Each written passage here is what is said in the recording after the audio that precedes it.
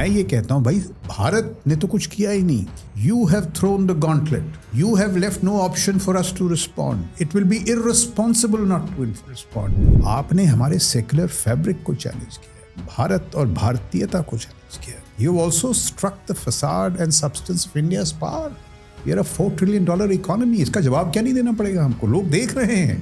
तो आपने तो हमको कोई विकल्प छोड़ा ही नहीं. लेकिन जब तक आप इनके स्रोत को नहीं मारेंगे, ये 50 से 60 ग्रुप जो भेजते हैं, ये इसको बंद नहीं करेंगे, हादसे होते हैं. आप कुछ भी कर लें. So in that sense, we should not fall into this trap. जुल्म वो करें, शर्माए हम जाएं कि साहब हमारा इंटेलिजेंस फेल. अरे भाई, as a state in an international system, can you send 50-60 groups like this? सवाल ये. One thing I know militarily that अगर आप आतंक करेंगे, पहल किसने की? अगर आप आतंक करेंगे और फिर न्यूक्लियर शक्ति का आड़ लेंगे, इसमें कोई समझदारी है? हमारे एक एक दो करके टारगेटेड किलिंग में आप 100 मार दो, इंडियन स्टेट डजंट केयर. लेकिन आप हमारे जब 20 एक साथ मार दोगे, 25 एक साथ मार दोगे, तो हम कहते नहीं अब हम बालाकोट जाएंगे, अब हम उरी जाएंगे.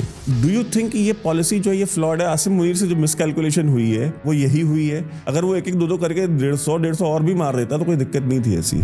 Army in India, we use our politics to solve our insurgencies.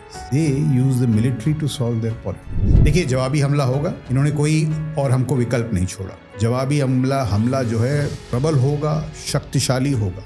उसके कई पहलू हैं. Indus water treaty, closure of air spaces, visas वगैरह. बट इस बार मेरी समझ में जो हमारा जवाबी हमला है, उसकी अगुवाई has to be calibrated military kinetics. झांकी है, पिक्चर अभी बाकी है, in the sense कि ये this is the first bump. In our journey to अमृतकाल और विकसित भारत, राष्ट्रीय सुरक्षा की नजरिए से और बड़ी चुनौतियां आएंगी. चीन है, आप बांग्लादेश में देखिए क्या हो. We have to step up our game. This is only the first bump. जय हिंद दोस्तों, आप देख रहे हैं डिफेंस ऑफेंस. अगर वीडियो पसंद आए तो वीडियो को लाइक कीजिए, चैनल को सब्सक्राइब कीजिए और बेल आइकन दबाना बिल्कुल मत भूलिएगा. और अगर आप हमें सपोर्ट करना चाहते हैं तो स्क्रीन पे दिए हुए QR कोड को स्कैन करें.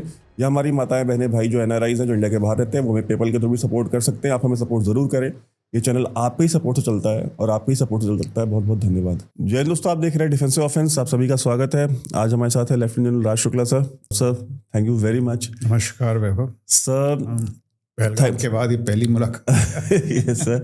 एंड मैं काफ़ी दिन से सोच रहा था कि सर आपके साथ एक डिस्कशन जरूर करें. तो मैं सोच रहा था कि थोड़ा टाइम निकल जाए. मैं आपके वीडियोस देख रहा था. अरे नहीं सर, मैं सोच रहा था कि थोड़ा टाइम निकल जाए तो हमारे पास कुछ और चीज़ें डिस्कस करने के लिए. और क्योंकि आपके साथ डिस्कशन भी थोड़ा लंबा होता है और डिटेल्ड होता है.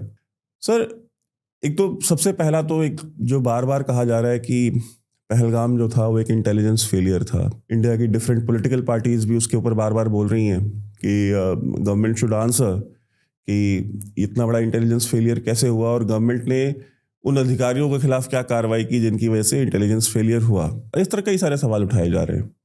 पहली बात तो आपने उस एरिया में सर्व किया है, आपने कारगिल भी देखा है, आपने प्री कारगिल पोस्ट कारगिल भी देखा हुआ है, पराक्रम भी देखा हुआ है सर आपने. सर, ये do you really think it was the intelligence failure? ठीक है, पहला. और दूसरा, हाउ डू यू सी कि ये जो अटैक किया गया, व्हाट वाज द इंटेंशन? इसके पीछे का कारण क्या था? इस इतना विभत्स हमला करने के पीछे क्या कारण मानसिकता हो सकती है? बिल्कुल. तो पहले ये हमले की बात करते हैं, फिर उसकी बात करेंगे इंटेलिजेंस फेलियर. देखिए, एक हफ्ता हो गया तो मैं भी इस पे मैंने काफ़ी सोचा है. और जो सोच का निचोड़ है वो मैं आपके समक्ष, आपके दर्शकों के सामने रखूँगा. कि हमले तो बड़े हुए हैं टेरर वाला. इनफैक्ट टेरर जो है, ये जो पाकिस्तान की सामरिक प्रणाली है, इसका केंद्र बिंदु है. Terror it is the only country which practises terror as a state craft. पहली बात तो इस पे गौर करना पड़ेगा. और हमले कई हुए हैं. पार्लियामेंट पे अटैक हुआ, जब हम मोबिलाइज थे उस टाइम कालूचक हुआ. कालूचक में सेना की जो परिवार थे उन पे हमला हुआ. आपने देखा है, नगरोटा हुआ, उड़ी हुआ, फिर क्या है वो पुलवामा. तो ऐसी बात नहीं, हमले में अभी रियासी में हुआ था. इनफैक्ट रियासी अगर वो बस ना लुढ़कती तो शायद और वो जो हमला है और भयानक होता. तो ये हमला, आई से this has crossed many paradigms. इसने कई हदें पार की इस हमले. सबसे पहले तो रिलीजियस टारगेटिंग. मेरे स्मरण में इस तरह की रिलीजियस टारगेटिंग नहीं हुई है, बट इस जैसे कहते हैं बर्बरता से, बेरहमी से जिस तरह मारा गया, पिताओं को उनके बच्चों के सामने गोलियों से भून दिया गया. लोग वहाँ हनीमून पे आए थे, वो अंतिम संस्कार में तब्दील हो गए. these things have to be seen. कुछ आप उनके जो conversations देखे, वो क्या नाम है उनका, आई थिंक मिस्टर द्विवेदी, उन्होंने बताया कि भाई उनके हस्बैंड से पूछा और उसके सामने उसको मार दिया। तो ये जो बर्बरता थी और ये जो एक कायराना हरकत थी, बेरहमी जो देखने को मिली, कम्युनल रिलीजियस टारगेटिंग, सबसे पहले तो ये this is taken it to a new low. मतलब एक टेरर, एक नीच हरकत तो है ही, बट उससे भी नीचे। दूसरा, वो जो 16 अप्रैल की तकरीर थी, if it was a dog whistle, देखिए आपने बातें किस प्रकार की, ये आर्मी चीफ को शोभा नहीं देती। आपने वो हिंदू मुस्लिम की भिन्नताएं जो हैं उन पे आपने बात की, टू नेशन थ्योरी, दोबारा कश्मीर जगलर, वो ये सब पुरानी चीज़ें, और आपके मसले हो सकते हैं। मेरा पाकिस्तान से यही प्रॉब्लम है कि भाई इनको हल करने के लिए आतंकवाद, टेरर का इस्तेमाल करना, ये आपके स्टेट क्राफ्ट का हिस्सा नहीं हो सकता, और अगर ये है तो उसके परिणाम होंगे। This is the main thing. मैंने बारामूला में डिवीज़न कमांड की है। गुलमर्ग के 1 किलोमीटर दूर 900 मीटर एनकाउंटर्स चलते थे और गुलमर्ग को नहीं छेड़ा जाता था।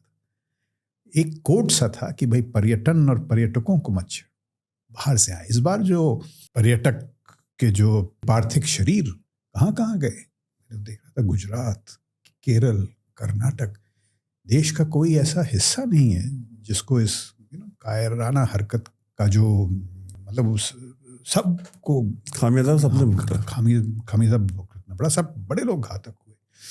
इसके फलस्वरूप आप लोकल लैंग्वेज देखिए। एक तो मैंने आपको बताया ये कभी छेड़ते नहीं थे ये टेरर वगैरह, एक कोड होता है वहाँ पर भी। तो you did it with tourists who have come from all over the country, भाई उनसे आपको क्या खिलाती। दूसरा, ये देयर इज लोकल लैंग्वेज। मैंने तो दिन देखे बुरहान वानी वगैरह के, there was sullenness, उनके जो मतलब you could make out the anger, sullenness. Now there is anguish of the locals कि साहब आपने हमारे पेट पे हमला किया। So ये, और इसमें तो कोई शक है नहीं कि भाई आतंकवाद जो है इसका स्रोत है पाक आर्मी, पाक ISI। देखिए इनकी स्टेट क्राफ्ट में इनके पास और कोई तीर है ही नहीं। भाई हमको तो भारत आकांक्षी हैं, 4 ट्रिलियन के हम क्या 12 ट्रिलियन बनेंगे, फिर 37 ट्रिलियन देंगे। टेक्नोलॉजी हमारी प्रतिस्पर्धा चीन से है, USA से। इनके पास क्या है? कुछ है नहीं, वही पाक आर्मी, वही पुरानी बातें। तो आपने वो जंग वाला तीर निकाला और उसको फायर कर दिया। अब आप देखिए इसके, तो मैं ये कहता हूँ भाई भारत ने तो कुछ किया ही नहीं। You have thrown the gauntlet, you have left no option for us to respond. It will be irresponsible not to respond. आपने हमारे सेक्युलर फैब्रिक को चैलेंज किया है, भारत और भारतीयता को चैलेंज किया है। You also struck the facade and substance of India's power. We are a $4 trillion economy. इसका जवाब क्या नहीं देना पड़ेगा हमको? लोग देख रहे हैं। तो आपने तो हमको कोई विकल्प छोड़ा ही नहीं। सो this is my initial reaction. जो इंटेलिजेंस फेलियर की बात आप कर रहे हैं, देखिए उसको ऐसे चूक तो हुई है, चूक हुई है तभी ये मसले हुए। बट देखिए मैंने उस वहाँ डिवीज़न कमांड की है, वहाँ लोग जो हैं द बेस्ट आर सेट। वहाँ जो ट्रुप्स वगैरह हैं, मतलब वो बेचारे they are stretch to the limit. एक पूरी LC ग्रिड है, काउंटर इन्फिल्ट्रेशन ग्रिड है, पीछे रिसेप्शन एरियाज के लिए है, रिएक्शन फोर्सेस हैं, मतलब पूरा एक जैसा कहते हैं एक ताना बाना है। प्रॉब्लम क्या है, अगर आप 50 से 60 ग्रुप भेजेंगे साल में, आप कुछ भी कर लें, अब 1-2 तो निकलेंगे ही, और 1-2 जब निकल गए और उसमें सफल हो गए तो ये होगा। तो ये जो मसला है इसको सुलझाने के लिए इंटेलिजेंस, ये कौन ये डिबेट करेगा? पाकिस्तान का DGI पहले कर दो, फिर 2 चीज़ें, एक नीडल घुमाओ इंटेलिजेंस फेलियर की, भाई भारतीय अपने आप पे देख लेंगे भाई हम क्या चूक हुई। मैं बताऊं अभी से, I know that area where लोगों ने पूरा कार्रवाई शुरू हो गई होगी कि भाई इस पूरी ये जो पूरा हादसा है इसकी ज्योमेट्री क्या है, भाई कहाँ से आए, LC के किस हिस्से से आए, कहाँ कौन से एवेन्यूज़ का इस्तेमाल किया, रिसेप्शन एरियाज क्या थे, इनकी सहायता किसने, सब पे the whole thing that geometry will be studied. उसमें तो कोई शक है नहीं, और काउंटर इन्फिल्ट्रेशन ग्रिड वगैरह टाइटन होगा। लेकिन जब तक आप इनके स्रोत को नहीं मारेंगे, ये 50 से 60 ग्रुप जो भेजते हैं, ये इसको बंद नहीं करेंगे, हादसे होते रहेंगे, आप कुछ भी कर लें। So in that sense we should not fall into this trap कि भाई हम ही जुल्म वो करें, शर्माए हम जाएं कि साहब हमारा इंटेलिजेंस फेलियर। अरे भाई, as a state in an international system can you send 50-60 groups like this? सवाल ये। दूसरा सवाल ये न्यूक्लियर बोगी, भाई वो भी एक क्या कहते हैं, परमाणु सैन्य शक्ति हैं, हम भी हैं। परमाणु सैन्य शक्ति का स्ट्रेटेजिक रैशनल क्या है कि साहब when my existence is threatened, अगर पाकिस्तान मिट रहा हो, भारत मिट रहा हो, तब हम न्यूक्लियर वेपन्स का इस्तेमाल करेंगे। हम भी सैन्य शक्ति हैं, हमारे पास तो ट्रायड है, हमारे हथियार आपसे ज़्यादा हैं, वी आर मोर सोफिस्टिकेटेड। हमने कभी भी बात किया, have we ever played the nuclear एटल? हमने कभी नहीं किया। चीन के साथ हमारी कितनी झड़पें हुई। So it is irresponsible to do this. अब बताइए करते क्यों हैं? ये जानते हैं, ये दूसरी डिबेट इंडिया में शुरू कर दो, न्यूक्लियर और ये जो वेस्टर्न थिंकर्स न्यूक्लियर। अरे साहब, हम भी समझते हैं न्यूक्लियर पैराडाइम को, गहरा अध्ययन किया है। There are red lines, but वो रेड लाइन्स हम तय करेंगे, आप नहीं तय करेंगे। हम जानते हैं वो रेड लाइन्स क्या है। और ये जो पूरा, जिसे मैं कहता हूँ कैलिब्रेटेड काइनेटिक्स से जो हमारा रिस्पॉन्स है, इसमें युद्ध कौशल इसी में है that you keep the calibrated kinetic short of the red lines. I know your red lines. I'm not going to cross them. But one thing I know militarily that अगर आप आतंक करेंगे, पहल किसने की? अगर आप आतंक करेंगे और फिर न्यूक्लियर शक्ति का आड़ लेंगे, इसमें कोई समझदारी है? So I know what that space is to hit you in that space. तो दो मुद्दे हैं साहब। शुरुआत किसने की? जो यहाँ डिबेट्स हो रही हैं, भाई आपने की, आपने तो you have left us with no option. What do you expect India to do? Keep quiet. और दूसरा न्यूक्लियर, भाई न्यूक्लियर doesn't mean कि आप न्यूक्लियर वेपन्स के आड़ में you go on a terror rampage. ये कौन सा स्टेट क्राफ्ट हुआ? इनसे ये सवाल पूछने चाहिए। Call them, let's ask them. They are responsible people. You know, ये मेरे ख्याल से प्रमुख मुद्दे हैं इस समय। ये भारत के सामने चुनौती है। ये हमारे जो स्टेट क्राफ्ट, जो हमारी सामरिक सोच है, it is a seminal challenge for us, we have to accept it. पर ये अवसर भी है शक्ति प्रदर्शन का। India when pricked has to show that it is a power to reckon with. मैं इसको इस नज़रिए से देखता हूँ। और मेरे समझ में अभी हमको इसका जवाब तो देना पड़ेगा, बट एक सोचे समझे विवेकपूर्ण तरीके से अब उस जवाब की रूपरेखा क्या होगी, उसका आकार क्या होगा, उस पर आगे बातचीत। तो सर कहीं ना कहीं तो आप ये मानिए ना कि आसिम मुनीर ने ये चीज़ सोची कि भाई कश्मीर जो है वो इतना नॉर्मलाइज होता जा रहा है। जो जनरल बाजवा की और जनरल फैज़ की जो डील हुई इंडियन डीप स्टेट के साथ, there were several meetings that were held in Dubai, Kuwait, here and there. उन मीटिंग्स में एक अंडरस्टैंडिंग बनी कि भाई सीज़ फायर करेंगे, ठीक है, कश्मीर को आप बैक बर्नर पे रखो, आप अपना कश्मीर देखो, हम अपना कश्मीर देखेंगे, and we'll try to maintain peace, let Pakistan grow and prosper in peace, you also do your job. वो चीज़ पीछे रह गई।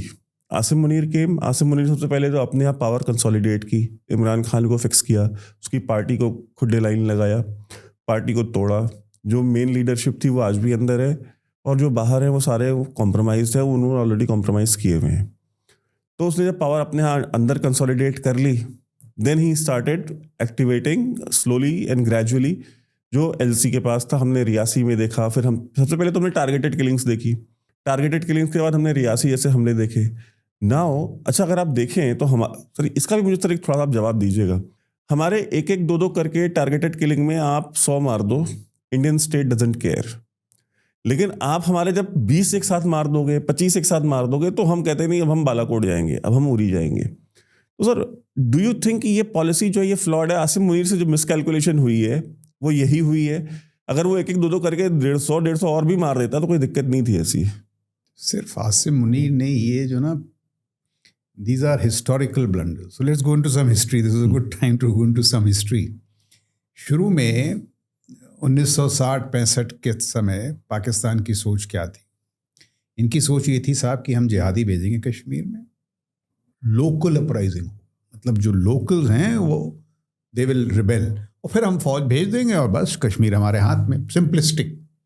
तभी 65 में इन्होंने पहले जिहादी भेजे और फिर they opened up the front in Akhnoor, Chhamb and all that. ये सोच थी।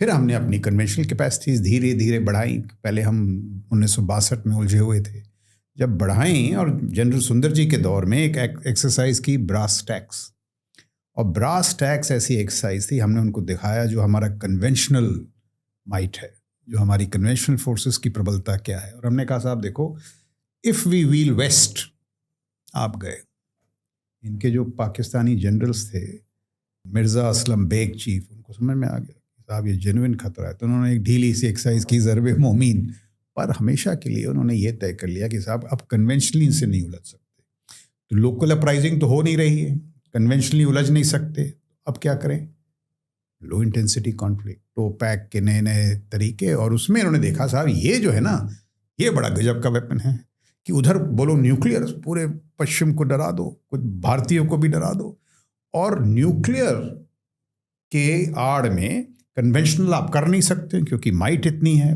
भारत की। अब ये टेरर का खेल खेलो, और ये अच्छा खेल है, बट मतलब ये अगर आप उनके मापदंड से देखो, but you tell me what is the larger problem? The larger problem is, जैसे हम बात करते हैं ना आजकल प्रजातंत्र के सिद्धांत के बाद, democratic principles, international system, the first thing that must be asked, we must tell all our western interlocutors that if you believe in democracy, persuade Asim Munir to submit to political control. भाई पहला सिद्धांत तो वही है। कौन सा राष्ट्र इस देश मतलब विश्व में मिलिट्री चलाती है? I mean Shehbaz Sharif sits on the head, it is chaired by Asim Munir, और ये तो पुराना सिलसिला है। तो ये जब हम सिद्धांत की बात करते हैं, when we talk of elevated stuff, let's talk this कि भाई सबमिट टू पॉलिटिकल कंट्रोल, और आपके सारे जो मसले हैं आधे ये टेरर वाले खत्म हो जाएंगे। क्यों, मैं आपको बताता हूँ। ये सुशांत सरीन ने एक बड़ा अच्छा एक चीज़ बताई थी एक बार कि भाई army in India we use our politics to solve our insurgencies, they use the military to solve their politics. आपका जो सबसे मकबूल आदमी है उसको तो आपने बंद कर रखा है। पिछली बार one man who demonstrated some wisdom in the release of Abhinandan was Imran Khan. इसे क्या मैं जंग कर लूं क्या? अभी ये समझदारी दोनों तरफ तो खासकर उनके तरफ से ये आनी चाहिए। सो दिस ये है। अच्छा दूसरी बात यार, आप कश्मीर ले रहे हैं, मतलब मैं आपको मान गया, बलूचिस्तान आपके हाथ से निकल रहा है। बलूचिस्तान में आपकी दानिशमंदी क्या, आप कहते हैं भाई 1500 टेररिस्ट हैं आसिम मुनीर। अरे यार वो जो प्रदेश है वो पंजाब सिंध KKP से बड़ा है। उनका जो इतिहास है वो सदियों पुराना है। आप तो 1947 में पैदा हुए, हजारों साल मेहरगढ़ सिविलाइजेशन। अच्छा, वो TTP से आप झेल नहीं पा रहे हैं। खैबर पख्तूनवा में आपको तकलीफ है। मैं तो कहता हूँ POK की लेने की जरूरत नहीं है, POK तो ऐसे ही लुढ़कता चला आएगा। आप तो so this is also for these distractions, but distractions of low level people. Pakistan need somebody like Jahangir Karamat, कुछ सुलझे हुए समझदार जनरलों की ज़रूरत है, इस तरह की नहीं। अच्छा अभी आप अगर आप पाकिस्तान में आपने ये कर दिया, चलिए अब आप तड़प रहे हैं कि नहीं कि भाई कब आएगी आफत, कहाँ से आएगी आफत? क्या मतलब है इसका? It has not focused the spotlight on Kashmir. It has focused the spotlight back on Pakistan as a terror pariah state. अभी तो निकले हैं FTF से, ये ग्रे जोन वगैरह से, दोबारा उसमें शामिल होने चाहिए। अगर ये दानिशमंदी है तो करिए साहब। सो आई सी नो लॉजिक। मुख्य मुद्दा क्या है, ये जो उन्होंने बना रखा है ना, terror as a tool in state craft, उनकी जो सामरिक प्रणाली है उसका केंद्र बिंदु टेरर, इसको निकालना है। तो अभी चलिए इसकी बात कर लेते हैं। मेरी समझ में क्या है, जो भी कैलिब्रेटेड मिलिट्री काइनेटिक्स हो, मेरा समझ, देखिए जवाबी हमला होगा, इन्होंने कोई और हमको विकल्प नहीं छोड़ा। जवाबी हमला जो है प्रबल होगा, शक्तिशाली होगा। उसके कई पहलू हैं, Indus water treaty, closure of air spaces, visas वगैरह। बट इस बार मेरी समझ में जो हमारा जवाबी हमला है उसकी अगुवाई has to be calibrated military kinetics. अब इसके देखिए मायने क्या है। We have options across domains: land, air, sea, space, EW, cyber, domains options. We have instruments from submarines, aircraft carriers. इन्होंने कभी तवज्जो की है भाई हमारे पास 2 एयरक्राफ्ट कैरियर है, आपके पास 0, कितनी न्यूक्लियर सबमरीन्स हैं? आप न्यूक्लियर की बात करते हैं, उसका भी हमारे पास ट्रायड है, आपके पास नहीं है। रफाल ले लें, पहले था नहीं, बालाकोट के समय रफाल है, अस्त्र, और क्या है वो मीटियोर वगैरह, S-400s. We have considerable power. Instruments हैं, special forces, pivot course, strike course वगैरह वगैरह। युद्ध कौशल इसमें होगा। How do you use the escalatory ladder, escalatory ladder का विवेकपूर्ण इस्तेमाल, which is your flank of decision. भाई कई बार तो हमने ज़मीनी हमले से शुरुआत की, क्या इस बार कोई और विकल्प है? बहुत इस तरह के विकल्प। And finally it will B dialogue between the political brass, the military brass, and we will arrive at one option, एक option which will be maximized for lethality, सबसे प्रबल और जो de-risked as far as possible। अब भाई युद्ध में या strikes में, even if it is not a full-fledged war, कोई guarantees नहीं है, you can only de-risk them। कुछ चीज़ें ठीक होंगी, जवाब होगा। तो हमको जो जैसे कहते हैं, we will have to increase our resilience to bear the response. So these are very serious matters of war and peace. Conflict initiation ले लीजिए, क्या मॉडल्स हैं? मानेकशॉ साहब ने तो 9 महीने तक उस दौर में he persuaded the Prime Minister Indira Gandhi not to attack till 9 months. 9 महीने का वेट था। पराक्रम में 18 महीने के बाद आक्रमण हुआ ही नहीं। Balakot was I think a fortnight. Surgical strikes was within 7 days। तो कई ऑप्शंस हैं, बट इस समय पाकिस्तान तड़प रहा होगा कि भाई कहाँ से हमला आएगा। And he will realise that the Indian military has great breadth, width and depth. We are a $4 trillion economy. आप $0.38 trillion, $8 billion आपके रिजर्व्स हैं। $8 billion है, हफ्ता नहीं चलेगा अगर ब्लॉकेड हुआ। So this sense has to go into them. And I will go back to my original point कि भाई शुरुआत किसने की, बर्बरता किसने की? हमने तो किया नहीं। So I think we are on a moral high, everywhere things are in our favour. Sir लेकिन मेरा सर पॉइंट वही है कि आसिम मुनीर, आप जिस चीज़ को लेकर के आप ग्लोबली पब्लिसाइज कर रहे थे कि देखिए 2.5 करोड़ टूरिस्ट आ गया, 3 करोड़ टूरिस्ट आ गया, अब पूरी वैली खाली हो गई। जो जाने वाले थे उन्होंने भी बुकिंग्स कैंसिल कर दी। और सर एक ये जो परसेप्शन है सर कि मतलब कि कश्मीरियों का bread and butter is dependent on tourism. Tourism से कश्मीरी कमाते हैं साल का 8,000 करोड़ रुपए, हार्डली $1 billion। वो सिर्फ हॉर्टिकल्चर से 50,000 करोड़ रुपए ज़्यादा कमाते हैं जो कश्मीर की GDP है उसमें। तो एक्चुअली जो सर 80% जो उनका सर जो रेवेन्यू जनरेशन है, मोर देन 80% कश्मीरियों का, it comes from segments that are not related to tourism. ठीक है, वो एक्सपोर्ट इकोनॉमी है उनके, एग्रीकल्चरल प्रोडक्ट्स और हॉर्टिकल्चर, चाहे वो अखरोट हो, चाहे वो एप्पल्स हो, चाहे जो कुछ भी हो, ड्राई फ्रूट्स वगैरह। तो सर उसने एक चीज़ तो ये कर दी कि कश्मीरियों के पेट पे कोई इतनी बड़ी लात नहीं मारी, और दूसरा उसने ये होप दे दी जो सेपरेटिस्ट एलिमेंट थे कि वे are still in the game. हम चाहें तो हम ये टूरिज्म रातों रात बंद भी करा सकते हैं यहाँ से। और ये जो इंडियन स्टेट का जो स्टेट ऑफ रिलैक्सेशन है कि नाउ एवरीथिंग इज नॉर्मलाइज्ड और टूरिज्म भी हो रहा है, हम कश्मीरियों को रेस्ट ऑफ इंडियंस के साथ एसिमिलेट भी कर लेंगे, और एक कहते हैं कोई नया सवेरा नई सुबह हो जाएगी, तो ऐसा कुछ नहीं है। So those elements in the valley, वो जो डाउनटाउन श्रीनगर में जो पत्थर चलाने वाले और उनके जो सिंपैथाइजर्स थे, now they have also got hope. तो सर उसने एक उम्मीद तो दी, अगर आप just try to if I am thinking from his perspective.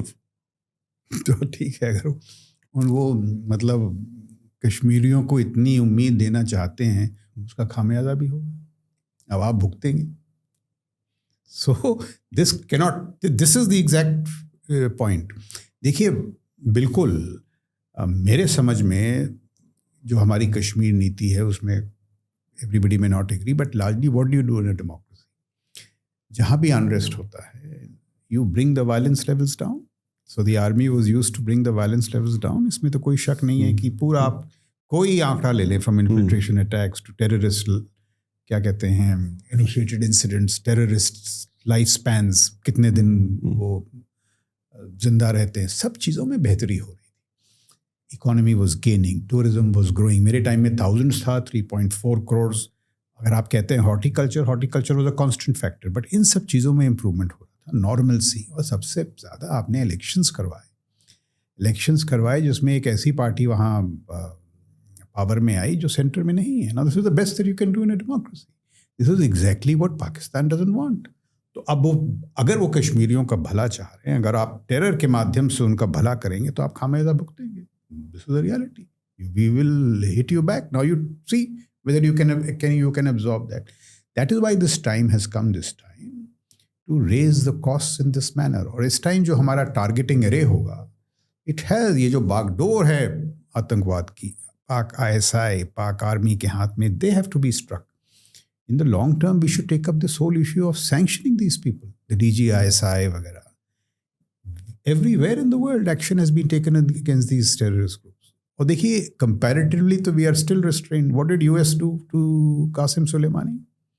What did US do to al-Zawahiri? So it is also a function of power. As India grows, it's a function of power that please don't mess with us. In international relations, everything cannot be settled on the basis of right and wrong. सही गलत पे हर चीज का निर्णय नहीं लिया जा सकता. Some things are a function of power. So India is a powerful country. सब और अगर इनको इतनी हिमायत है लोगों से, भाई बलूचिस्तान सुधार लो, KKP सुधार लो, अपने तहरीके तालिबान पाकिस्तान को ही सुधार लो. इतनी चिंता है लोगों के बारे में. कश्मीर में क्यों आप वो कर रहे हो जब उसका जवाब आपको मिलेगा? सर KPK से सर पानी तो नहीं आता ना, पानी तो कश्मीर से आता है. मेन तो जंग कश्मीरियों की थोड़ी, सर वो तो पानी की है ना. ये देखिए, बड़े पाकिस्तानी भी बोल नहीं पा रहे होंगे, बट वो जानते हैं. भले वहाँ भी अच्छे लोग हैं, हुसैन हक्कानी वगैरह, जिस तरह से वहाँ कहाँ है सर, अब तो US चले गए. तो ये जो जंग है, ये एक तबके के साथ है. ये जो मंद बुद्धि वाला तबका है ना, strategically obtuse, they are actually strategic. आप तकरीर सुन लें 16 अप्रैल की उनकी, DGISPR को देख लें. They are not military man, are also suppose to be wise. यार कुछ विवेक, दानिशमंदी भी तो होनी चाहिए. वही तो सर सेम एरो. तो सर अगर सारे दानिशमंद हो जाएंगे तो चुटकुले किस पे बनेंगे सर फिर? बिल्कुल. ये भी तो एक मसला है ना सर. तो सर इसमें सर एक क्वेश्चन ये भी है कि ठीक है, हम बात कर रहे हैं, everybody in India wants blood, ठीक है. इफ दिस कन्फ्रंटेशन इंक्रीजेस, ये एस्केलेशन लैडर सर जैसे पिछली बार हुआ, हमने हाफ हार्टेडली बेसिकली छोड़ दिया, हम नहीं चढ़े वो एस्केलेशन लैडर. उन्होंने आतंकवादी हमला किया पुलवामा में, हमने बालाकोट में रिस्पॉन्ड किया. उन्होंने 24 घंटे के अंदर ऑपरेशन स्विफ्ट रिटॉर्ट किया. उस कन्फ्रंटेशन में अभिनंदन वॉज कैप्चर्ड. उसके बाद हमने वो एस्केलेशन लैडर जो है, हम उस स्विफ्ट रिटॉर्ट का जवाब हमने नहीं दिया. हमने कहा अभिनंदन को वापस कर दो, बात खत्म हो गई. तो वो एस्केलेशन लैडर जो लास्ट स्टेप था, वो पाकिस्तान ने रखा था. We didn't go up.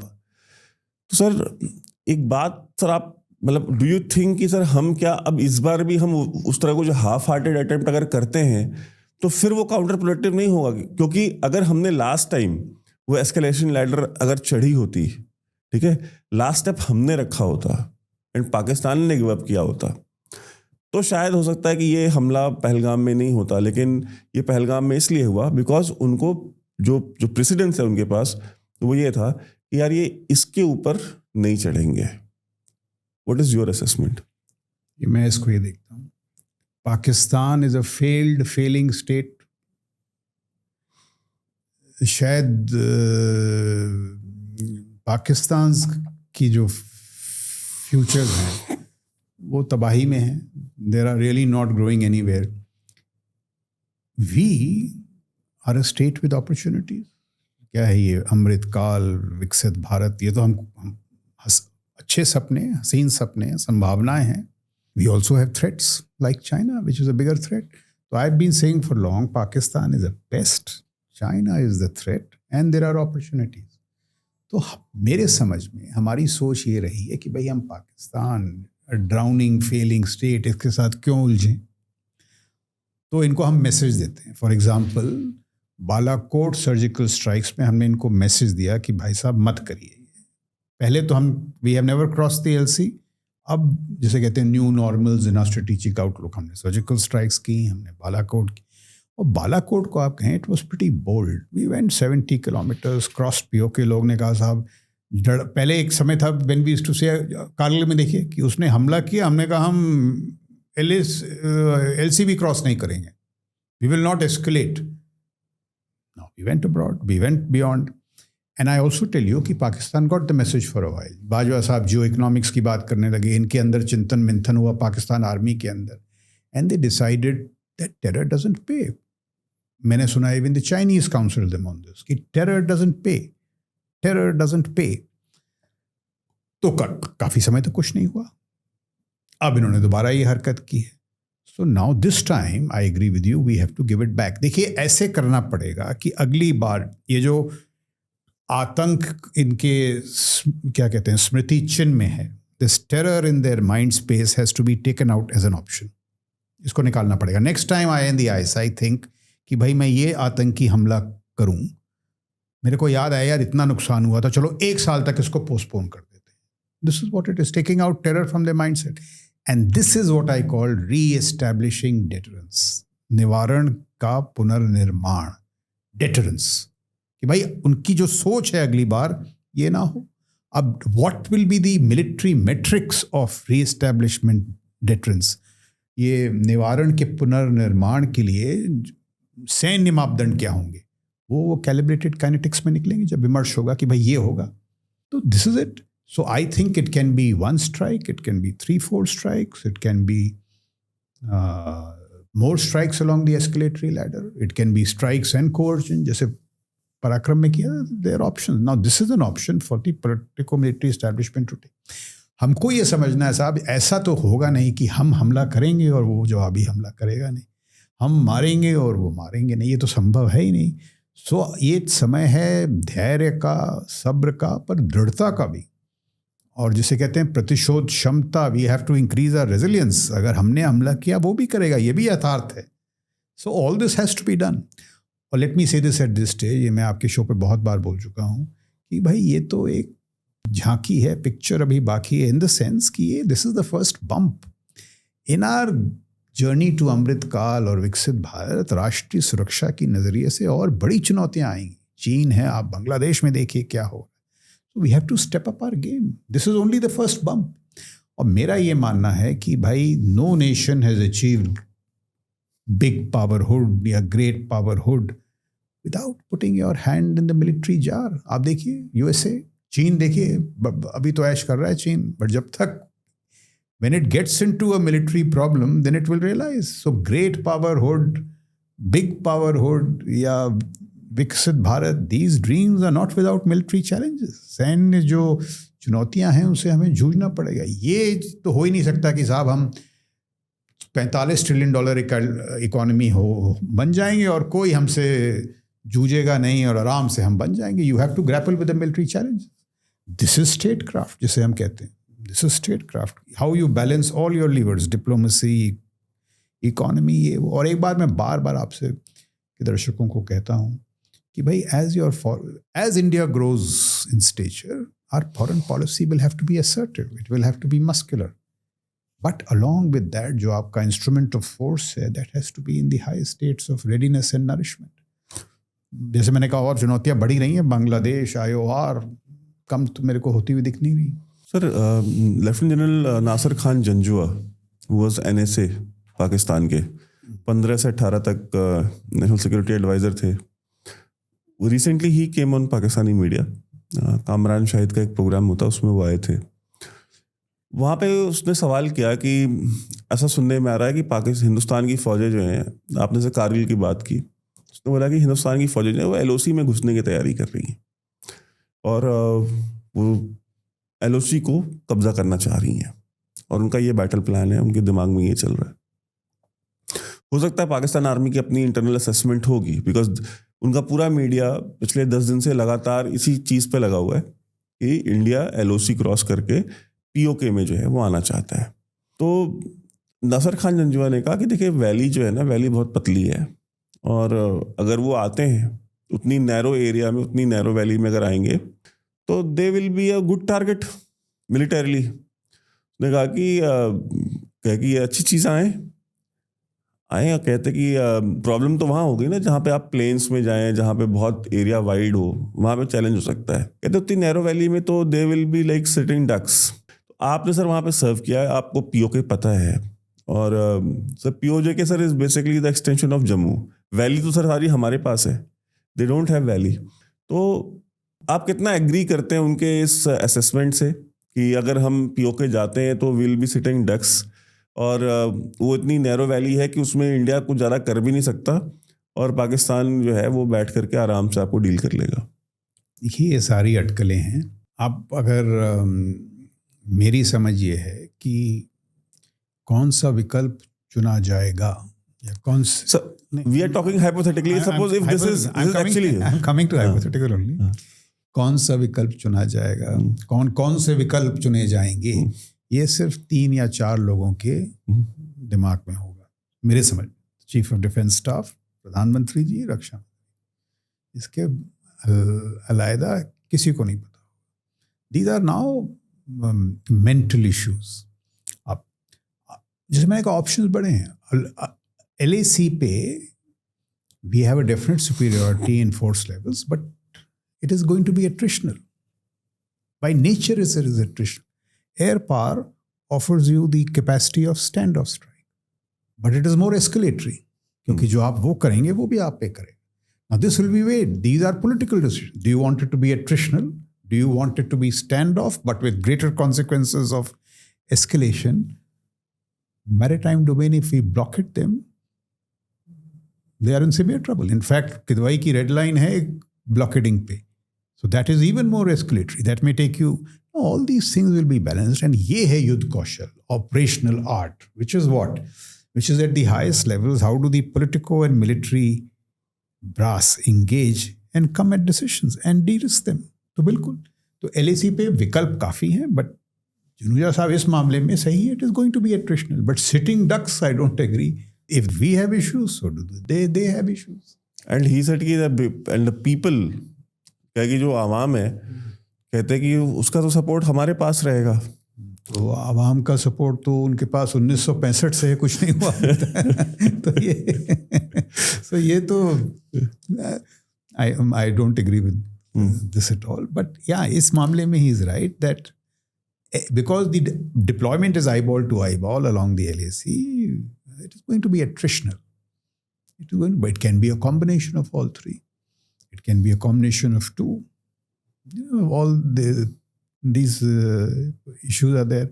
But one thing is certain कि भाई ये सब चीज़ें आपने पहले नहीं सोची. When you question, when you challenge a power like India, which I think the combat edge still is greatly in our favor. And if पहले तो there have been only one-on-one strikes. If we apply our entire, जैसे कहते हैं, the breadth and width of Indian military power, Pakistan क्या मुकाबला करेगा हमारा? अब क्वेश्चन ये है कि भाई, what are the political risks? How far do we want to go politically? After all, at the end of the day, war is continuation of politics by other means. So the politico-military, synergy bit also has to be understood. What are the political costs that the Prime Minister is prepared to bear? Sir, इसमें एक चीज़ ये भी है ना कि China का factor को आप इग्नोर नहीं कर सकते।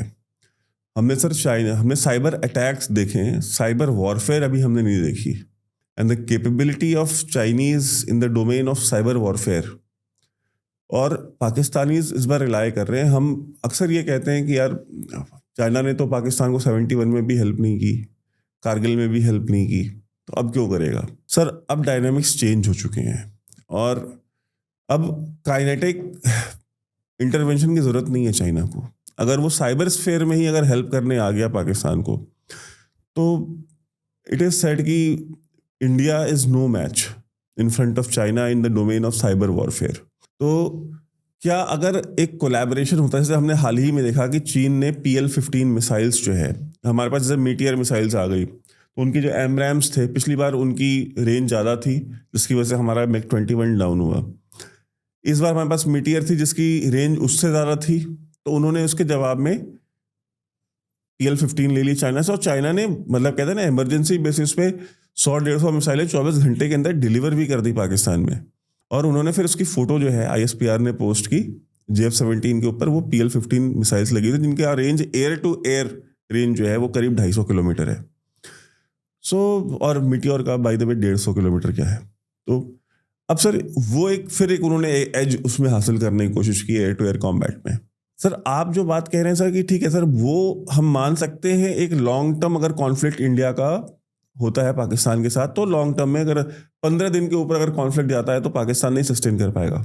लेकिन सर 15 दिन तक I mean they can fight, और उन्होंने अपना जो स्ट्रैटेजिक, अच्छा उनके पास एक ये भी है कि अगर जब मान लो अगर हम 15 दिन बाद हम नहीं फाइट कर सकते तो साइबर डोमेन में और इन अदर डोमेन में चाइना जो है फाइट करेगा, उनको हेल्प करेगा, और तब तक उनके पास एक न्यूक्लियर ब्लैकमेल जो वेस्ट का है।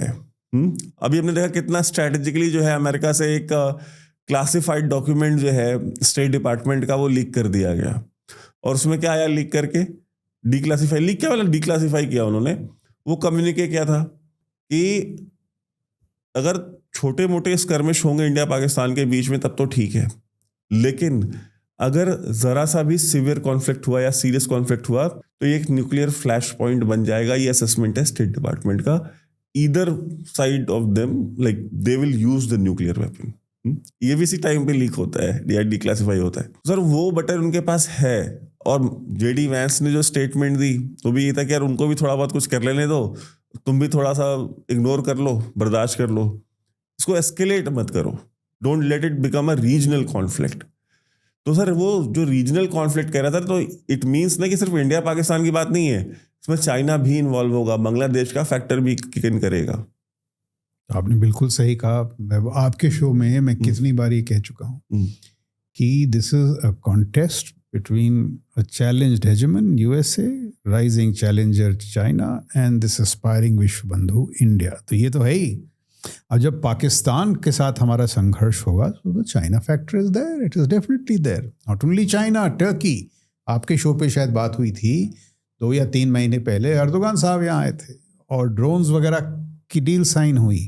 तो ये तो सबको पता है, हमारे डिलीवर भी किया है। तो भाई we are not only fighting Pakistan, हमारा संघर्ष तुर्की के साथ भी है और चीन के साथ भी है। तो एक तो ये हकीकत है। अब how does it play out, I don't. So I'm sure the CDS, Chief of Defence Staff, will be keeping an eye on the strategic balance, LAC पे संतुलन और LAC के बीच का संतुलन। पाकिस्तान के साथ जो संघर्ष होगा, मेरे समझ में कोई फोर्सेस को LAC से पुल आउट करने की जरूरत ही नहीं पड़ेगी। ये 62 तो है नहीं, we are pretty powerful of maintaining both fronts. But ये देखिए चीज़ें होती कैसे हैं। आई एग्री विद यू, जितना स्पेस, बाइडू वगैरह ये सब चीज़ें उनको मिलेंगी, तो हमारे पास भी तो विकल्प हैं। इजराइल है, यूएसए। देखिए यूएसए को हम मिसरीड कर रहे हैं। मैंने जितने स्टेटमेंट्स पढ़े फ्रॉम ट्रम्प टू हेक्सिथ जब उनकी बात हुई राजनाथ जी के साथ, from even Vance his earlier statements, they have said that we support India's right to defend itself, all assistance will be given. Israel के तो अखबारों में आया है, क्या हुआ था, जैसे उनके दोस्त हैं हमारे पास भी तो दोस्त हैं। अच्छा ऐसा तो है नहीं कि भाई पाकिस्तान सुपर पावर है। तो यार हमारी कमजोरियां हैं, उनकी भी तो है। अच्छा भाई, even for a moment if I agree with you, who initiated this? Has he left us with an option? I don't think he has left us with an option. जिस तरह से ये जो मैं बार बार कह रहा हूँ, वो कायराना हरकत, निचली किस्म की हरकत, just he has left the state with no option. तो भाई गलती तो आपने की है। अब ये सब चीज़ें बिल्कुल, they all will play just as he plays it, we will play it, but just as he has, if we have 10 disadvantages, he has 100। Pakistan कोई सुपर पावर तो है नहीं, ही हैज 100। तो भाई घबराना तो उसको चाहिए। And these things can be taken care of. जैसे आपने कहा ये स्पेस वगैरह हो जाएगा, हमारे पास भी ऑप्शंस हैं। We have also got friends. दूसरी बात, क्या चीन की प्रॉब्लम्स नहीं है? Who has been trying to outreach to India in recent times? China. They have a trade war with USA, grimmer strategic military competition. Will they want to annoy India? I have my doubts. So these are very agile, fleet-footed things. They will give some assistance to Pakistan. But in the current context, I don't think they will intervene. But the threat is there. It is a reality. You have to face it. We have faced it for years. And some will have to be matter of judgment. This is my judgment. The CDS may feel differently. The Prime Minister may have a different view, but I don't think in the current context, China will intervene physically. और जो बाकी चीज़ें हैं वो होंगी, जो हकीकत है वो है। सर Do you think कि But it is not that India is not without options. We have many options of our own. Sir लेकिन आर्म ड्रोन्स वी शोरैड्स वगैरह पे कल कुछ हुआ भी है, क्या है वो है डिफेंस वगैरह। सर आर्म ड्रोन्स तो आपको यूएस नहीं देगा ना? नहीं, आर्म ड्रोन की जो डील साइन हुई है वो प्रेडेटर वाली, वो आर्म ड्रोन्स ही तो हैं, बट वो अभी इस in such but we already got some leased. Sir हमने सर 10 साल पहले डिमांड की थी MQ रीपर की, उन्होंने हमको सर्वेलेंस ड्रोन्स तो दिए जनरल एटॉमिक के, आर्म नहीं दिए सर। करते करते करते हमने उनसे नहीं पहले ये भी ले लो, नहीं पहले वो भी ले लो, वो भी खरीद लो, सर करते करते आया। टर्की एक समय था जब हमने कहा हमको चाहिए भी नहीं आर्म ड्रोन।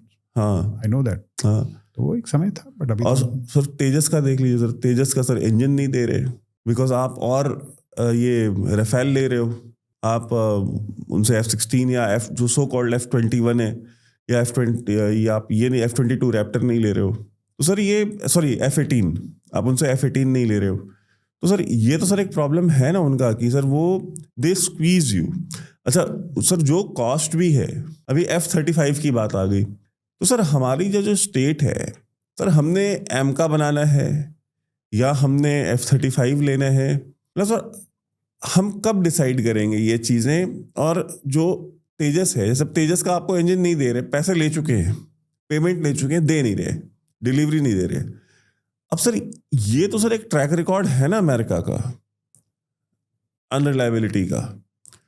कल को ट्रम्प को बेटर डील ऑफर हो जाती है किसी और पार्टी से, वो कहते हैं आप आ जाओ, रेकोटेक भी आपको दे देता हूँ बलूचिस्तान में, और ये गोल्ड का और इसका सर जो हमने सऊदीज को दिया है ये भी हम आपको दे देते हैं, आप ही आओ माइनिंग करो। ये सर ये तो कार्ड है सर पाकिस्तानीज के पास कि अगर उन्होंने गोल्ड माइनिंग, एल्यूमिनियम, कॉपर और ये जो रेयर अर्थ मटेरियल जो केपी में निकले हैं, अगर ये अमेरिकन कंपनीज को अमेरिका को दे दिए तो सर उनके पास तो सर वो लाइसेंस फिर मिल जाना है ना सर। नहीं तो जैसे उनके पास कार्ड है, हमारे पास, जैसे अमेरिका की आप बात करते हैं, C-17, C-130s, artillery systems, anti tank systems, Apaches, बड़े हथियार लिए उनके साथ। जो आप बात कर रहे हैं वो हाई एंड टेक्नोलॉजीज। एग्जैक्टली बिल्कुल। तो हाई एंड टेक्नोलॉजीज में आत्मनिर्भरता एंड डिफेंस का खेल क्या है? यही तो है कि भाई we have to step up that game there. जो आप आमका, देखिए आमका की घोषणा हो गई, we must do a very realistic AMCA के लिए। जब तक आप DRDO को फ्लेक्सिबल रिक्रूटमेंट नहीं देंगे कि साहब वो 6 करोड़ के इंजीनियर आप हायर कर सकते हैं, आप मुझसे लिखवा लीजिए, आमका नहीं होगा। These are the big decisions we have to take. AMCA कैसे होगा? आमका सिर्फ वो पुरानी चीज़ें कर डिक्लेरेशन से आमका नहीं होगा। These things have to be done. बिल्कुल मैं आपसे हूँ। If we have to get those engine technology from the Americans, अब ये जो हमने साइन किया है क्या इंडस और ये एशिया वगैरह, there has to be give and take. There has to be some grand bargain on tariffs and this. तो ये सब चीज़ें बिल्कुल होंगी। और जैसे हमारी परेशानियां हैं यूएस के साथ, हमारे पास विकल्प भी है। We have the option of taking more Rafales, 110 Rafales, उसकी भी बात हो रही है। अब this will continue, but at this point of time, at least when we compare ourselves, Balakot से जब हम तुलना करें, air power is pretty good. We have got S-400s। अच्छा, उनके जो आए हैं साहब HQ-9, JF-10, वो तो अभी तक उनका बस पीस टाइम टेस्टिंग हुई है। सो देयर आर, भाई वॉर एंड पीस में ये सब मसले हैं, but at the end of the day you have to fight with what you have. Therefore अभी ये समय है देखने के लिए साहब कि प्लीज इन्वेस्ट इन डेटरेंस। अपना रक्षा खर्च बढ़ाइए, क्योंकि जो आपकी रक्षा से जुड़ी चुनौतियां हैं वो विकट हैं, जटिल हैं। So if that is the argument you're making, I'm totally agree with you. But now that the crisis is there, you have to fight with what you have. Sir यही तो प्रॉब्लम है ना सर। आपको sir हम सालों साल चिल्लाते रहते हैं कि डिफेंस बजट बढ़ाइए, डिफेंस बजट बढ़ाइए। नहीं, आप 4% खर्च कर सकते हैं यार, आप कम से कम 3 पे तो जाइए। ये कौन सा आर्ग्यूमेंट है यार कि भाई if China can spend $450 billion more than you और आप खर्च नहीं कर सकते, तो ये जो खर्च में बाधाएं हैं उनको सामने लाइए, whether they are human or they are inhuman, and they have to answer कि भाई ये तो और भी आर्गुमेंट कि पैसे की कमी नहीं है, आप खर्च नहीं कर पा रहे हैं, which means it's simpler। ये कौन से जो बाधक हैं इनको सामने लाइए, क्योंकि यही तो बाधक हैं for national security. Let's unveil them and let's take care of them. So as India grows ये सारी प्रॉब्लम्स ये बाय एंड बाय ये सारे जो बहाने हैं ये गायब होंगे, और अगर ये गायब हुए तो हम बनेंगे विकसित भारत, और नहीं गायब हुए तो और प्रॉब्लम्स होंगी. सर ये These arguments must end. I mean, they are, what is the English word? Stupid arguments. कि हम खर्च नहीं कर पाते, एक नई चीज हो गई यार. तो दुनिया में हम इकलौते होंगे जो इसमें पैसे खर्च करने नहीं आते. So, but on a serious manner, you're right. बार बार जो हम कह रहे हैं कि you have to look at your, आप देखिए ट्रम्प की आप कितनी भी वो कर लें, he has signed an executive order where he says any delay is more than 60 days, criminal action will be taken against the bureaucracy. He says the bureaucracy will be trained. Executive order sign किया है. And your next year your ACR will not be on, ACR will be what risks you have taken, how many deals you have signed. अब देखो हमारे संदर्भ में लोग बोलेंगे साहब ये हो ही नहीं सकता. क्यों नहीं हो सकता? कॉमन सेंस है कि नहीं? सो चीजें हो सकती हैं, करनी पड़ेंगी. सर आप यूपीएससी में बैठे हैं सर, आपको पता है कि सर इंडिया में बाबुलों का क्या हाल है. बट सबको बदली करना पड़ेगा ना, अगर हमें बदली होना है सबको. सर हमारे यहाँ तो वहाँ भी तो Trump has signed this executive order, something to this effect. हाँ सर हमारे यहाँ तो सर मिलिट्री, सर हमारे यहाँ तो एक तो ब्यूरोक्रेसी थी, हमारे सर मिलिट्री ब्यूरोक्रेसी बन गई सर. बिल्कुल. बताइए. We have to question these things. I have sir one lecture of Sam Manekshaw का एक लेक्चर है बॉम्बे में, 1 घंटे का लेक्चर है लगभग वो, ऑन लीडरशिप. बिल्कुल ठीक है. उसमें उन्होंने एक पॉइंट कहा था, मुझे याद है, उन्होंने उसमें बोला कि जब कोई भी ऑफिसर कहता है, मैं जब फौज में होता हूँ, whenever I met my generals में, उस समय तो ब्रिगेडियर जनरल्स भी होते थे, तो ब्रिगेडियर जनरल्स, मेजर जनरल्स और लेफ्टिनेंट जनरल्स, मैं उनसे पूछता हूँ कि भाई तुमने ये डिसीजन क्यों नहीं लिया. भाई अगर एक चीज़ तुम मान लो, ठीक है ये कमरा बनना था यहाँ पे, वो कमरा तुमने क्यों नहीं बनाया. कहते हैं सर इस पे मैं सर कॉस्ट असेसमेंट कर रहा था, फलाना असेसमेंट दिखा रहा है, असेसमेंट कर रहा था सर, तो उसमें टाइम लग गया. कहते हैं बिकॉज तुमने ये डिसीजन लास्ट ईयर नहीं लिया. कहे अब 1 साल तो लेट हो गया, टाइम गया. कहे कि सीमेंट की कॉस्ट बढ़ी, ईंट की कॉस्ट बढ़ी, लेबर की कॉस्ट बढ़ी, इन्फ्लेशन है, कहे वो नुकसान हुआ. तो ही सेड कि and he counted so many parameters, अलग अलग कई मापदंडों पे उन्होंने बताया कि जस्ट बिकॉज एक इंसान सही समय पे डिसीजन नहीं ले सकता, उसकी वजह से आम टैक्स पेयर का, देश का पैसा भी अच्छा लगता है, समय भी लगता है, और देश का कितना नुकसान होता है. तो कहता है now when you as an institution delay decisions, अगर आर्मी एज एन इंस्टीट्यूशन अगर डिसीजंस को डिले करे, या गवर्नमेंट एज एन इंस्टीट्यूशन किसी चीज को डिले करे, तो सर वहां पे सर जो कॉस्ट उनकी तरफ, जैसे आपने जब रफेल लिए, आपने जो भी 25, 26, 30 जितने आपको रफेल चाहिए थे, आपने 36 रफेल ले लिए. जिस समय आपने 36 रफेल लिए, अगर उस समय ही आपने 110 और का भी ऑर्डर दिया होता, ठीक है, तो ये जो 10 साल में जो उसकी कॉस्ट बढ़ी है, डिलीवरी तो उन्होंने उसी पेज से देनी थी. और सर ये डील्स ऐसे नहीं होती है कि आपको सारा पैसा एक साथ दे देना होता है, आप पेमेंट्स करते रहते हैं और वो डिलीवरीज आती रहती हैं. तो सर वो हो जाता, लेकिन आपको उस रेट पे मिलता, अब आज किस रेट पे मिलेगा. सर ये तो सर हमारी ट्रेजेडी नहीं. सर हम ये कहते हैं ना, किम कर्तव्य विमूढ़ जो हो जाते हैं ना, कि हम ये करें कि ये करें, हम तेजस का मार्क 2 बनाएं कि हम अच्छा, हमें अपने प्लेटफॉर्म के ऊपर अगर कॉन्फिडेंस नहीं है, जो कि जाहिर सी बात है, अगर उसमें ठीक है हमारा एयर फ्रेम हमारा है, उसके एवियोनिक्स हमारे हैं, उसकी जो कोड्स हैं वो हमने लिखे हैं, at lot of levels we have done pretty good job with Tejas, but it is never going to be a match with a Chinese fighter jet or the American fighter jet, or for that matter even a Russian fighter jet. So don't you agree? Yeah. तो देखिए ये जो आपने कहा ना, मानेकशॉ साहब की बात की, so every crisis is an opportunity. So let this crisis be an opportunity. इसमें अवसर क्या है? एक तो शक्ति प्रदर्शन का, जो है आपके पास उससे शक्ति प्रदर्शन. दूसरा again let this be an opportunity for further reform. जो हम रिफॉर्म्स करते हैं, हम let's समर्पित कर दें फील्ड मार्शल मानेकशॉ को, उनकी ये जो विवेकपूर्ण बातें हैं. बिल्कुल, what you have said in one line is the time and cost overruns of indecision. It has become an institutional bugbear because you have been rewarding people who don't take decisions. You have to start rewarding people. Trump executive order. जो तीसरी बात आपने उठाई, उससे चर्चा करते हैं, गंभीर है वो. देखिए मैं आपको आत्मनिर्भरता की कहानी बताता हूँ हमारी. सो फर्स्ट, राइट और रॉन्ग, आप पॉलिटिकल आइडियोलॉजी छोड़ दीजिए. We placed our bets on the PSU system. अब जिस समय इसकी कल्पना की गई, it may not have been a bad idea. हमने कहा साहब हम अपना PSU मतलब ये public sector Defense units PSUs, जितने DRDO और ये सब बिल्कुल, HAL, ये बिल्कुल। सर कुछ समय तक इन लोगों ने अच्छे काम भी किए। BEL in its initial phases, HAL में एक फेज था where every potential air chief would be chairman HAL, air marshal Katre, air marshal Lal, एक थे मैं उनका नाम भूल रहा हूँ, air marshal Harjinder Singh. He was a engineer, air force engineer who became a pilot. So he used to fly the aircraft, see what it needed. He had set up a unit in HAL in Kanpur. आत्मनिर्भरता पनप रही थी। Marut फिर हमारे ये silos ने destroy किया। Silos क्या, HAL में क्यों एयरफोर्स वाला हो, कोई बाहर से क्यों आए। So we have to stop this narrow mindedness. ये जो है ना कि भाई we cannot think beyond silos. Problem is these silos, private sector, government, PSUs, startups. Sir हमारे सारे सिविल डिफेंस, अरे भाई सब एक ही इस समय पे आप देख लीजिए, अगर सब चीज अच्छी हुई तो सबको श्रेय मिलेगा यार।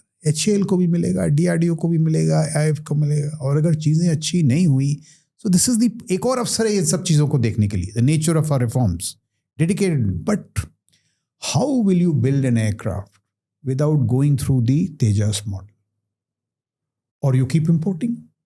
Now in these things, you have to go through those models. But what we must do here is, जैसे ये कमिटी से नहीं होगा, Tejas, engines, take some steps beyond, जैसे चीन ने किया, USA ने किया, get the brightest Indians from the world, pay them rock star salaries. इसमें इतनी मुश्किल बात क्या है? जैसे चीन ने ये किया, diaspora strategy, 1000 talents plan, US ने सालों से किया। ये जो हाई एंड चीज़ें हैं आत्मनिर्भरता की, they will not come from the normal 2.5 lakh वाले engineer. I don't want to be derogatory, but that is the point. So we must do this.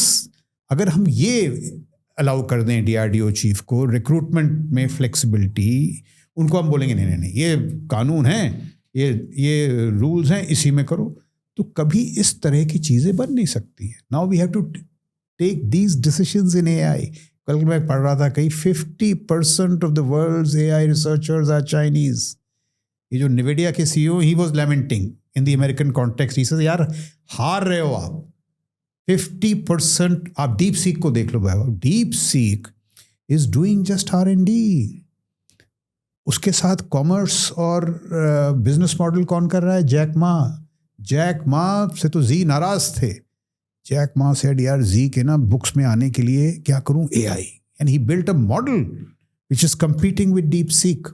DeepSeek के 70% उनके जो इंजीनियर्स हैं वो चीन से बाहर ही नहीं गए। Talent is inside, they will innovate. So ये सारी चीजें करनी पड़ी। You need DeepSeek type engineers in HAL, QN type engineers in DRDO। ये प्रतिस्पर्धा है। It is a brutal competition. It is not कि आपने एक कमिटी बना दी, आराम से उसको बनाया। तो बिल्कुल, perhaps this is another wake up call for all these things. But आत्मनिर्भरता में I have a slight difference with what you are saying. You have to go through the pain, नहीं तो फिर आप वही इंपोर्ट करते रहेंगे, और इंपोर्ट करेंगे तो फिर वही सप्लाई चेन के इश्यूज एंड ऑल।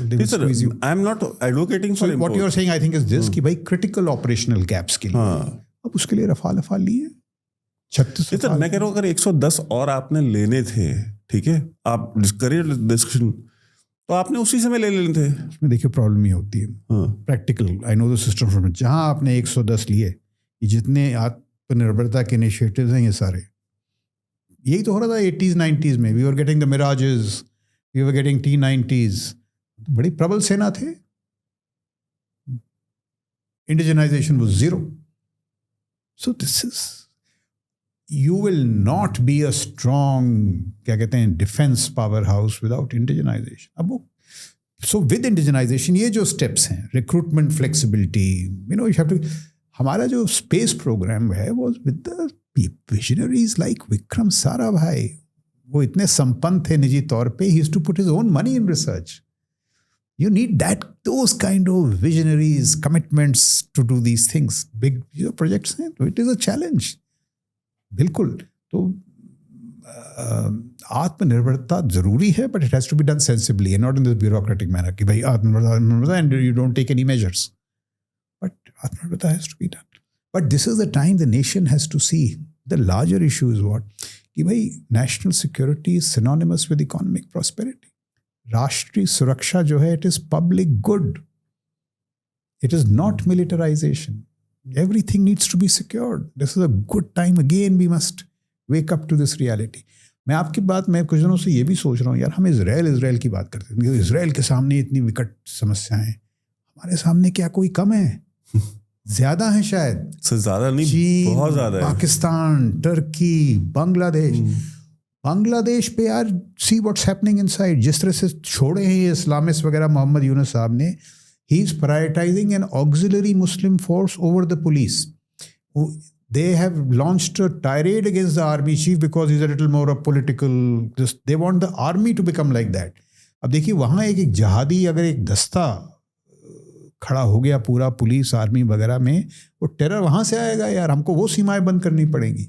वो हम कर नहीं पाएंगे because of the delta and the kind of region that is. बिल्कुल। So I'm saying Bangladesh is a new national security reality. Myanmar में देखो वहाँ इंस्टेबिलिटी हो रही है, और जो वहाँ इंस्टेबिलिटी होगी, आप जगह छोड़ेंगे, चीन आके बैठेगा। सर वो जो अराकान आर्मी है उसका जो लीडर है अताउल्ला जुरूनी सर, ये मतलब पूरा म्यांमार में आतंकवाद उसने ही शुरू किया। ये अराकान रिपब्लिकन आर्मी जो भी है उसने बनाया था वो। Sir he was born and brought up in Karachi, he still lives in Karachi. वाह, ये तो पता ही नहीं था मेरे को। Sir he still lives in Karachi, he is the leader of this entire Rohingya thing, and it was ISI which asked him। ये सारे इतने असलहे वगैरह भी मिले ना इनको, जो वो विराथू जिसके बाद वो बहुत ज़्यादा पॉपुलर हो गया था, तो और बुद्धिस्ट मॉन्क को जो जिंदा जलाया था सर, वो it was ISI which asked him to do all that। और वहाँ जितने हथियार हैं वो सब वो चाइनीज़ AK-47 की जो कॉपी है वो उन्होंने वहाँ पे बांटे हुए हैं। Pakistan ISI chief has made number of trips to Dhaka. Yes, not only that, sir इनका सर SSG का जो ट्रेनिंग सेंटर है तरबेला में, सर वहाँ पे ट्रेनिंग कैंप्स लगे हुए हैं इनके बांग्लादेशियों के। SSG ट्रेनिंग दे रही है तरबेला में। और ब्रह्मा चलानी को मैं सुन रहा था जो कह रहे हैं Pakistanization of Bangladesh, recreation of East Pakistan. तो यार ये बड़े मसले हैं। I mean sir, you have to give some credit to Asim Munir। I mean he has done things which nobody in India could see 3 years ago. I mean, Bangladesh did come as a surprise. Nobody was ready for that surprise, sir. Nobody had anticipated that. Let's be honest. No analyst. एक होता ना कि कहीं कोई किसी ने कोई paper लिखा होता है या कहीं कोई अंदेशा जताया होता है, ठीक है, nobody. So I think our MEA said that we knew what was happening, but what could we do beyond advising Sheikh Hasina? So they knew about what was happening on the streets, protest, okay, the anti-reservation thing. But what was actually happening, MEA had no clue. कि regime change होगा. We had to sir rush our aircraft from here Hindon to that airbase in northeast in Assam, I guess. वहाँ पे sir हमने उनको भेजा। Okay, so we are right then. We have to step up our game in all these dimensions. Sir हमें sir these are opportunities yet again. Sir हमें sir सरकारी योजनाओं से सर फ्री ये ले लो, फ्री वो ले लो। सर हम इतना पैसा सर ऐसी चीज़ों में सर वेस्ट करते हैं। Literally sir in a crisis situation like this, जहाँ पे सर नेपाल में भी ओली एंड ग्रुप, वहाँ पे भी जनता जो है वो आपके साथ खड़ी है। People are demanding for monarchy to come back. हम उसको भी कैपिटलाइज नहीं कर पा रहे। बांग्लादेश में जो होना था हुआ ही। म्यांमार हम देख रहे हैं कि वहाँ पे भी अभी कॉन्फ्लिक्ट शुरू हो रहा है। Bhutan dealing directly with the Chinese have got area, satellite images आ गई हैं। भूटान की जो गवर्नमेंट है उन्होंने वॉलंटरीली दे दिया कि यार जाओ, हमें तुमसे लड़ना नहीं है, ठीक है। तो वो जो डिप्लोमेसी वाया न्यू दिल्ली चलती थी, it has stopped. We go to Sri Lanka, हमने अपनी जेब से पैसे लगा करके उसको स्टेबलाइज किया है। मालदीव्स में भी हम देख लें तो sir, I mean if you just look, so there are changes and therefore the issue is what that we have to narrow the power gap with China। क्योंकि देखिए जो नेबर्स हैं इनकी भारत के साथ सहानुभूति अगर है भी, they look at the power balance। If the power balance tilts that way, they will be forced to change. So we have to look at the power balance। So back to my basic question that we have to step up our game in national security, which is, foreign policy, diplomacy, for that, the sir, military instruments. So we have to increase the budget. No? Of course we have to increase Eventually, the budget. everything trickles down to There that. are many voices saying that. And we have to also look at our economic statecraft in the sense that you need to spare enough money to secure the economy. It just cannot be a matter of affordability. कि भाई इतना ही हम कर पाएंगे. You have to make sure that that money comes. Look at Europe, it's a good example. Good example. पहले कह रहे थे साहब पैसा नहीं है, कर ही नहीं सकते. अब 5%, 6% जर्मनी डेट ले रहा है मिलिट्री को मजबूत करने के लिए. और जो एक मैंने बहुत दिनों से मैं मुद्दा कह रहा हूँ कि साहब geopolitics is pivoting from economy to national security. So you have to spend on national security. Thank you so much sir. Thank you. आपके साथ सर हमेशा बहुत अच्छा लगता है. बहुत बढ़िया, अच्छी चर्चा हुई. Thank you very much. Thank you. उम्मीद करता हूँ कि आपके दर्शकों को पसंद आई. Thank you sir. Thank you.